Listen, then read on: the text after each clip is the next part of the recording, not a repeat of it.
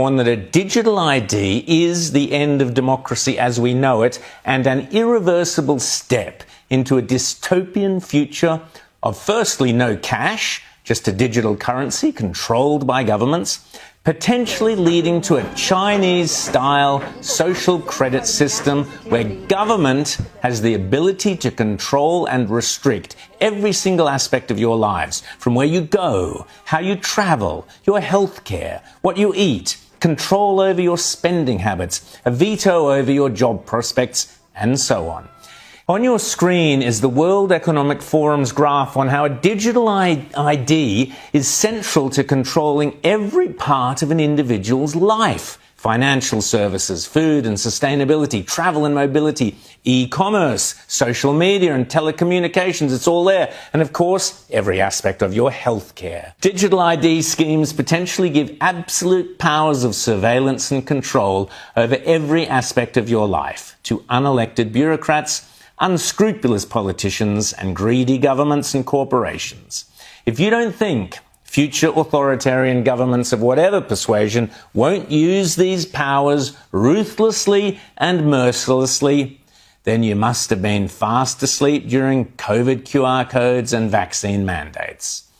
According to an opinion piece in LifeSite News, the reality of digital identity is not about curbing illegal immigration. It has nothing to do with securing jobs, and it most certainly isn't meant to protect youth online.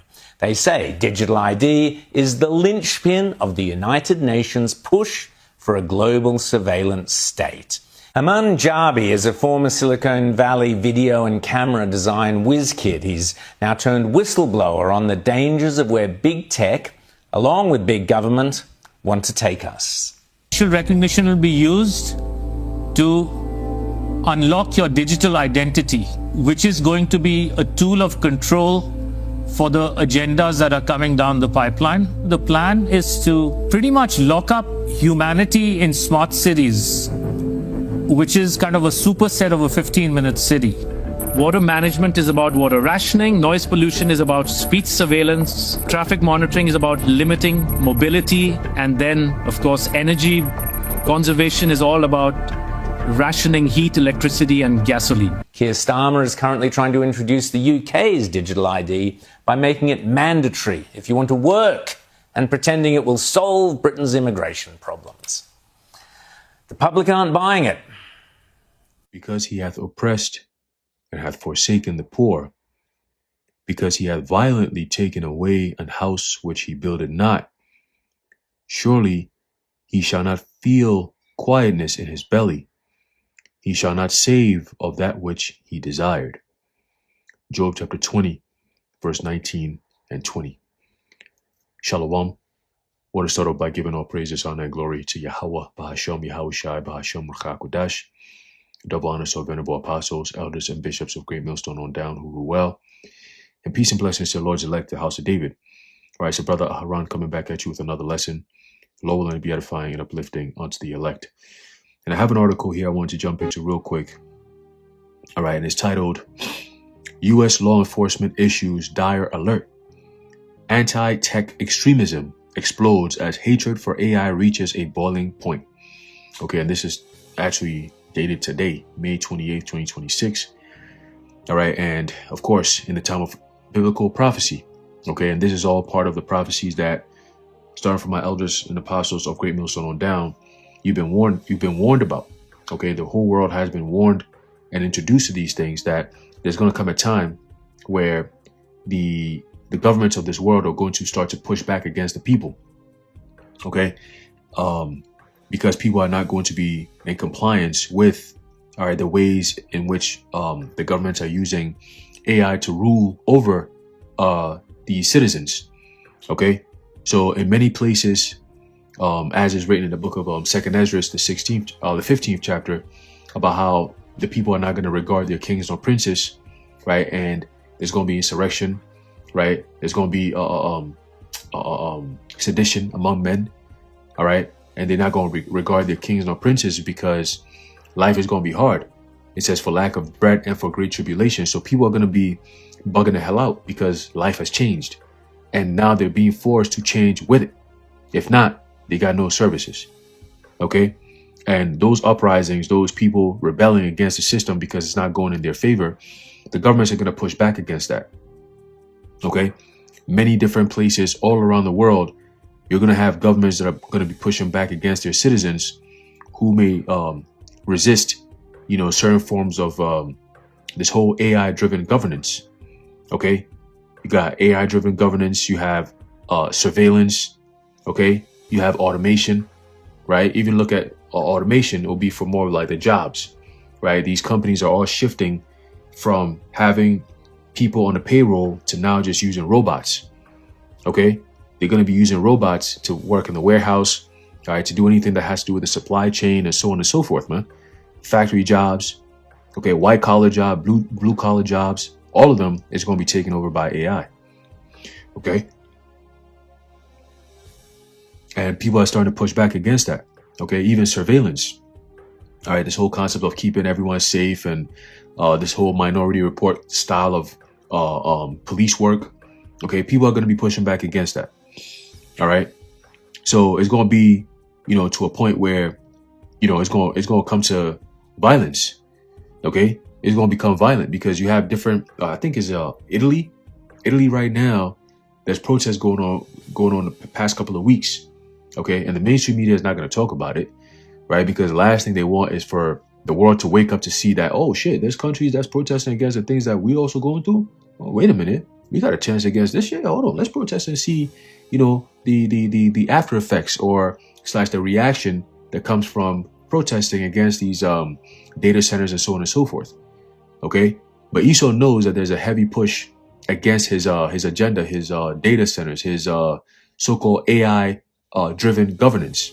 Okay, they know that people are going to push back against it, so they're trying to get ahead of it by pushing this type of propaganda. Let's get it real quick. It says here, federal authorities are directing increased surveillance toward individuals and groups expressing strong opposition to rapidly advancing artificial intelligence and data centers expansion, classifying such activities under a new category of potential domestic threat. So they're playing their hand right there. And this guy, Larry Fink, all right, he came out, and I think it was a couple of weeks ago, if not a month ago, he said that, one second. He said that, basically they're concerned about regular citizens, regular American citizens, or even just people around the world in general, okay, using $3,000 drones to go and destroy their $1 billion AI data centers, right? And they try to push this, propaganda of, oh, those are domestic teas and extremists, and we have to do something about that. We have to get ahead of the curve, okay? That's all designed because this is all part of the stage they're setting to go against anyone who's going to be in opposition to or in defiance of any form of AI governance or / surveillance or automation, like I said before, right? If you oppose anything AI related, all right, just like Trump and them signed this executive order that will stop states from regulating AI for the next 10 years. It's not just the states. It's also going to be for the citizens. Okay, there's a reason why he's partnering up with all these technocrats and, signing all these different, giving them these government contracts, all right, billions of dollars worth of contracts. There's a reason why Trump is the one who's doing all these things. And there's a reason why he did it, all right, for the most part within his first 100 days in office. Okay, because that's still kind of like the honeymoon stage. So you could do a lot of things that's going to go over people's heads. Okay, they're not really going to, notice it because it's happening so quickly.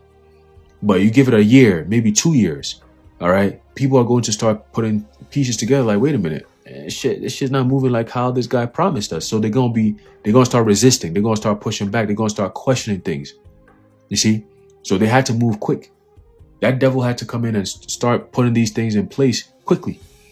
Okay? Because they know that they have but a short time. Revelation 12:12. Okay?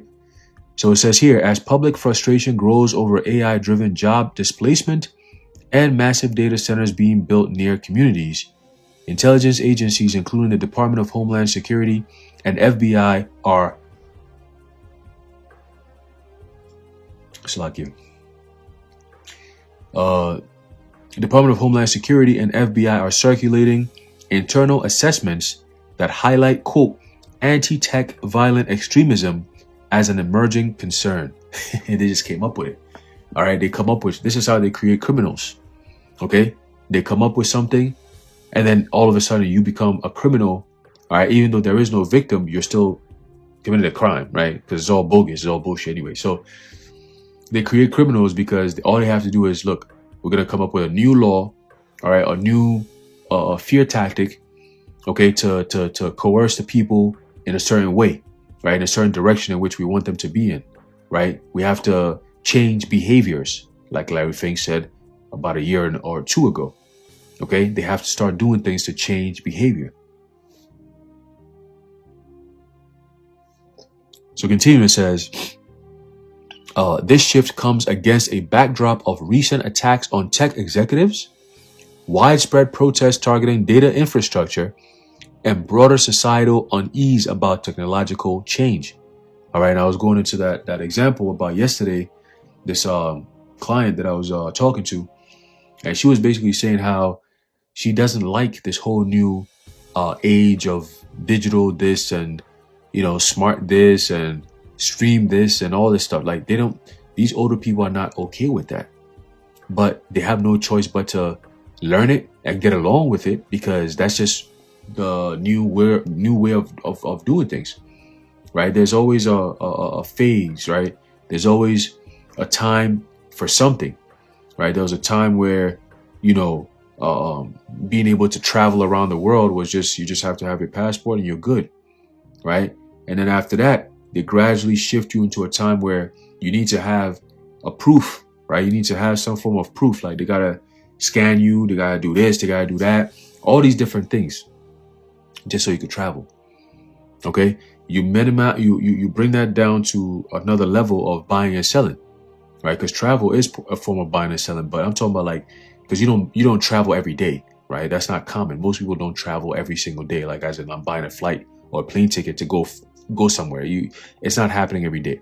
But what is happening every day is buying and selling, right? You buying gas, or you pay for food, or you buy water, whatever the case may be, you're buying something. Now, using that example of buying and selling and going from time period to the next, right? Different time periods. When you go back into the 80s, right? You didn't have credit cards. You didn't have debit cards. You only had your cash or whatever the case may be, you know, into making your purchases. And it was very simple, right? Very simple transaction. And that was the end of it. And then you fast forward into the mid 2000s, into the 2010s, and so on and so forth. You start to see the shift into digitizing, right? Now you have an option of, you don't have to just have a cash, you don't have to make purchases just with cash, right? You can use debit cards. Visa became a thing, right? So a decade or two goes by, they come in with something new, right? Where now you can use your phone. You could use the smart technology, touchscreen, right? Contactless payment. You see, so every decade or so, a decade and a half or so, they always come up with something new that people have to adjust to. Okay. And then as more and more people get adjusted to the new way of doing things, the old way just disappears. It fades away. It never exists. It never comes back again. It's just gone.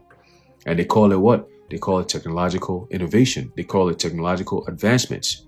Okay. So there's a stark difference between how people lived back in maybe 20, 30 years ago to how they're living now.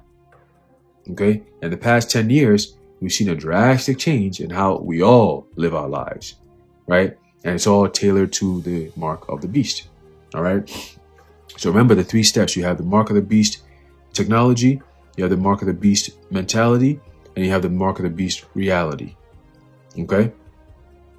So it says here, this shift, okay, comes against a backdrop of recent attacks on tech executives, widespread protests targeting data infrastructure, and broader societal unease about technological change.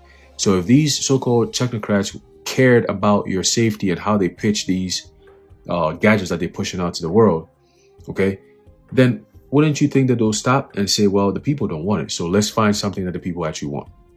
How come it's going to be more of a no? You guys need this. You want this. We're going to help you get this thing.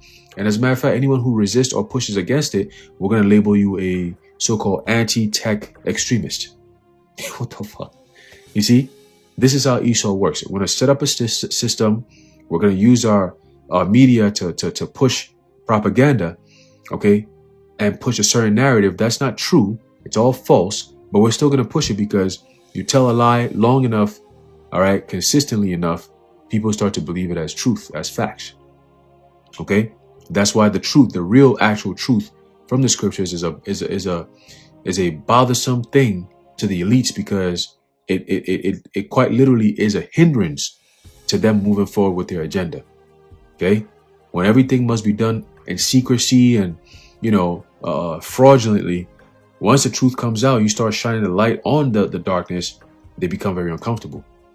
Okay, they become very, very uncomfortable. So let's keep going. It says, documents obtained by the outlet spanning more than 1,000 pages from federal and fusion center sources reveal a coordinated effort to monitor activities ranging from online discussions to local demonstrations. Right? So they're watching everything. Like I said years ago, something called TTID, tag, trace, and identify. Okay? They have the technology. They've been had the technology, but now it's more out in the open. Okay? There's a difference. When you're dealing with people, right? It's a difference when people don't know that they're being watched. They behave differently compared to when they know they're being watched. Okay? So for so long, with the NSA and so on and so forth, they were spying on people. They could read your messages. They could watch your social media posts. They could listen to your phone conversations. They could do all that and gather that data and intel on you. Okay? But then they were like, well, we need to take it a step further. So what we're going to do is we will openly tell the people this is what we do. All right. That way, number one, at some point, people are going to accept it because the mindset, the general mindset of people, especially the ignorant ones, is, oh, I'm not doing anything bad. I'm not saying anything wrong. I mean, I don't care if somebody's watching or listening to me because I'm not doing anything wrong. But that's not the point. There's a reason why it's called privacy. There's a reason why you have, you lock your door when you go to your house. You have keys to your house. You don't want people coming to your house. You're not doing anything wrong in your house, but you don't want people in your house because it's private space. Okay? You have curtains for a reason because you don't want people just seeing inside of your house. You're not doing anything wrong per se, but you don't want people seeing in your house. It's called privacy, right? There's a reason why you could get on the phone and tell somebody something between you and them. You don't want everybody else to hear it. What you're saying might not be wrong. It might not be harmful, but it's just the point is you don't want people hearing or seeing things you don't want them to hear or see. It's called privacy, right? So the whole notion of, well, if I'm not doing anything wrong, I don't have anything to hide. You idiot. That's not the point. Because if that was the case, then shit, everybody would just have their doors wide open. Nobody would care about, security. What do you care about security for? Right? Any one person could come in and see what you're doing. You're not doing anything wrong, right? Whenever you're taking a shower, you have the shower curtain, right? You close the door. You don't just shower out in the open, right? Because of privacy. Now, taking a shower, is that wrong to take a shower? No, right? But you don't want people seeing you while you're taking a shower, right? What if you're getting intimate with your woman, right? You want people watching you, listening to you? No. Is it wrong to be intimate with your woman? No. But you don't want people watching that. That's the point, right? So the point is privacy. Now, Esau wants to do away with privacy. So this is how they're pitching it, right? Oh, anyone who comes against it and pitches the idea of you need to have privacy and all that, well, maybe you have something to hide. Maybe you're an extremist or you're a domestic tease, so you don't want us to know what's going on, right? Maybe you might be the one who's plotting and scheming something bad that could happen to everybody else. So we need to see everything you do with your life. That's bullshit. Okay? That's BS because we don't get to see everything they do in their lives. They keep everything secret. Huh? If privacy didn't matter, why do they have secret societies? Why don't you just come on and just do everything in the open? They're doing it now, but for so long they kept everything secret. Why is that? See? So continue, says, a New York Intelligence and Counterterrorism Bureau report specifically warns of future unrest, stating, quote, the chaotic atmosphere that may result from emergent AI technology in the next 5 years may fuel large-scale protests that devolve into civil unrest and anti-tech violent extremist activity, especially in large urban areas such as New York City. Interesting. The assessments also reference cases like the Zizians, a small group tied to extreme views on AI risks, noting concerns that similar, quote, paranoid views could spread following related legal proceedings. Okay, so people who are considered Zizians, they're tied to a group that, that's crazy. Extreme views on AI risks. What is so extreme about a view you may have on something that is risky? That's not extreme. That's not extreme at all. That's actually reasonable. That's actually something that should be encouraged, right? Look at the pros and cons of something. Don't just accept it just because the technocrats are telling you that it's good for you. Over the past 5 years, you should have known or learned that when they come out and tell you that something is good for you, you might want to go the opposite way, right? So it says here, fusion centers have flagged monitoring of data center protests, Tesla-related demonstrations, and even public meetings where residents voiced opposition to local construction projects. Experts cited in the reporting express caution. Experts cited in the reporting express caution about the breadth of the new category. Spencer Reynolds, senior counsel at the NAACP Legal Defense Fund, told Wired that such intelligence efforts often blur lines between protected speech and genuine threats. That's right. Okay? Because all they're doing is, oh, you speak against this, you're an extremist. Well, I have the right to speak against or for anything I want. But you can't tell me, oh, it's not freedom of speech. Then it becomes permitted speech, right? You're only allowed to say certain things and so on and so forth as long as it's in compliance with what we want, right? It's only all inclusive. Remember that dumb shit they used to run around with? All inclusive. It's only all inclusive as long as what you're doing and saying goes along with what we're doing. If not, we're gonna cancel you, right? We're gonna call you a hater. We're gonna call you anti-Sem.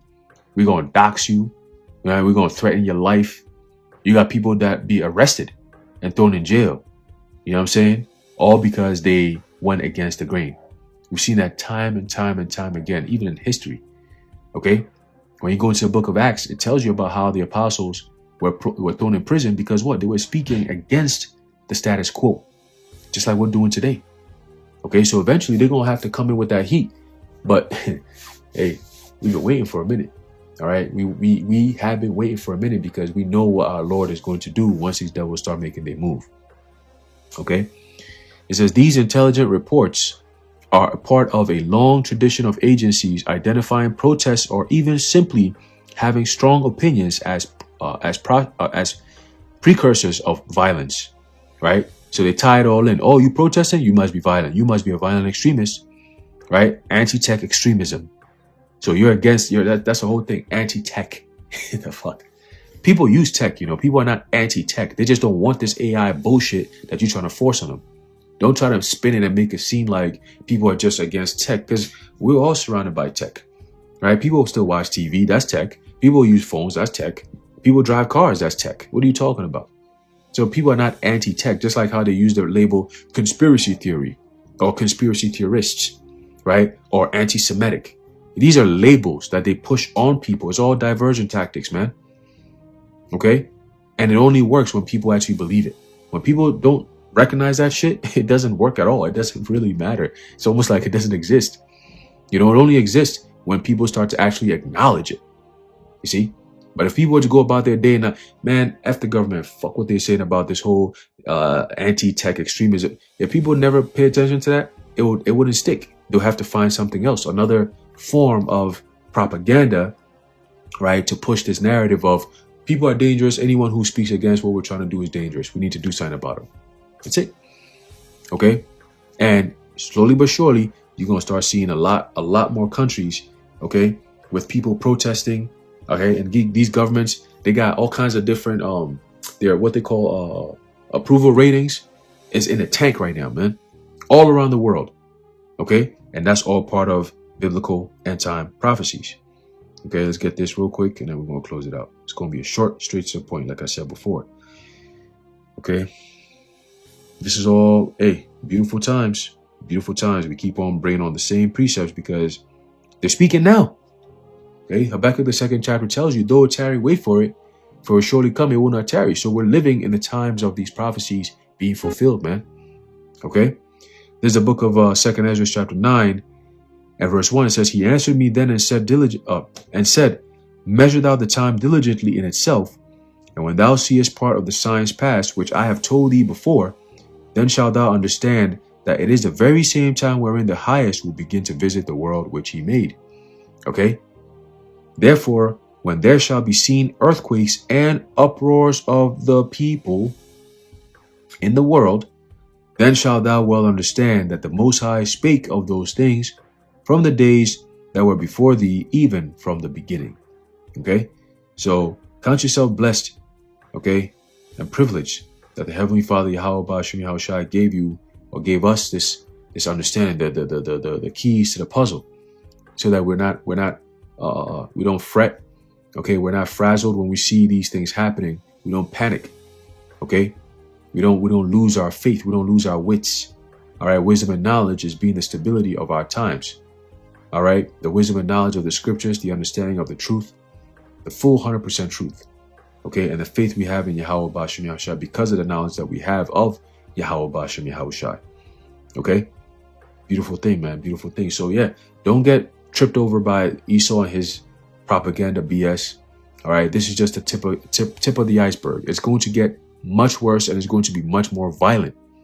All right, from here on out, all the way into however long the Lord has us in here, 2027 or whatever the case may be, you're going to see a whole lot more governments coming against their people and people coming against their governments. You're going to see that clash. Okay, and soon here in America, you're going to start seeing governments pushing, or the government pushing for what they call fully autonomous robots to police the streets and to quell so-called dissidents. Okay, think of Palantir, think of Oracle, just to name a few.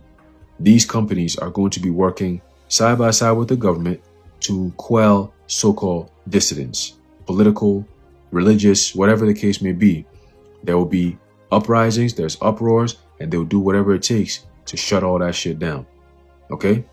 So get ready. It's not looking good for the world. All right? It's not looking good for the world. It's not going to end well for America, Babylon the Great. Okay? Anyway, I'm Endo, if they're low and you are edified and informed. In closing, I'd like to give all praises, honor, and glory to Yahweh, Bahashem Yahushai, Bahashem Achakwadash, the Wadi Yahweh, Bahashem Yahushai. Until next time, Shalom. Because we're constantly recording and reporting everything that's going on. And it's unimpeachable. The cars have cameras on them. I think we have a squad car here someplace. But those kind of applications using AI, if we can use AI, and we're using AI to monitor the video. So if that altercation that occurred in Memphis, the chief of police would be immediately notified. It's not people that are looking at those cameras. It's AI that's looking at the cameras. No. You can't do this. It would be like a shooting. That's going to be an event that's immediately, an alarm is going to go off. It's going to be, and we're going to have supervision. In other words, every police officer is going to be supervised at all times.